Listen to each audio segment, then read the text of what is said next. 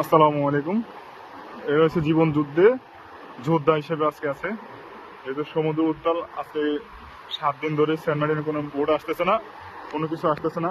তার জীবন জীবিকার জন্য নিজেরাই নামে গেছে এখন সমুদ্রে এই ঢেউর মধ্যে।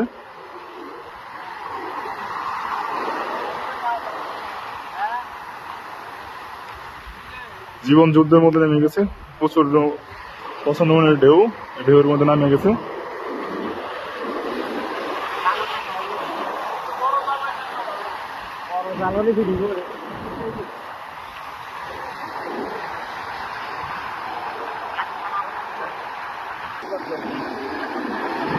এই যে প্রচন্ড পরিমাণ ঢেউ, এই যে ওই জেলাটা দেখা যাচ্ছে না ঢেউর কারণে।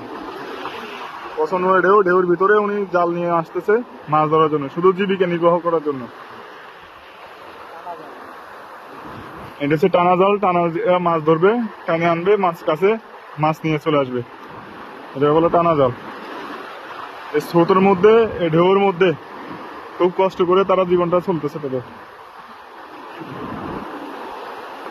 যেহেতু এলাকায় বোট আসতেছে না, কোনো সবজি নাই, কোনো বাজারে কোনো কিছু নাই, আর এখানে সাধারণত সকল পণ্য প্রায় 1.5 গুণ দাম। যেটার দাম 100 টাকা সেটা এখানে 150 টাকা বা 130-140 টাকা এরকম হয়ে থাকে সাধারণত। আর যেহেতু বর্ষাকাল বা বৃষ্টির সিজন, যখন গাড়ির বোট আসবে না টেকনাফ থেকে, তখন সকল পণ্যের দাম এখানে অটোমেটিকলি বাইরে যায়। আর এখানে কেউ লার্কি চুলা ইউজ করে না, কারণ এখানে এই সেন্ট মার্টিনে কোনো লার্কি নাই, কিছু নাই, সবাই গ্যাসের চুলা ব্যবহার করে। এই জন্য ওদের আরো কষ্ট বেশি হয়ে থাকে সাধারণত। এই জালটা তুলতেছে, এখন দেখা যাক কি পরিমাণ মাছ পাওয়া যায় বা কি মাছ হয়। জালটা নিয়ে চলে আসছে না ওটা না, এই যে জাল টানতেছে, নিচ থেকে একজন টানতেছে, উপর থেকে একজন টানতেছে, আর ওই সাইডে একজন।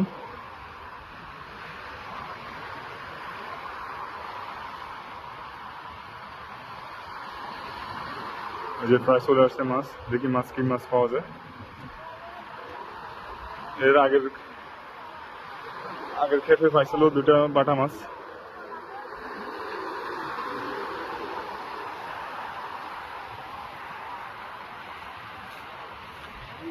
যে কাঁকড়া আছে, কাঁকড়া মাছ নাই।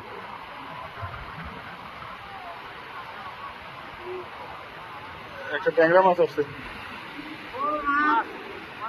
শুধু একটা ট্যাংরা মাছ হয়ে গেছে।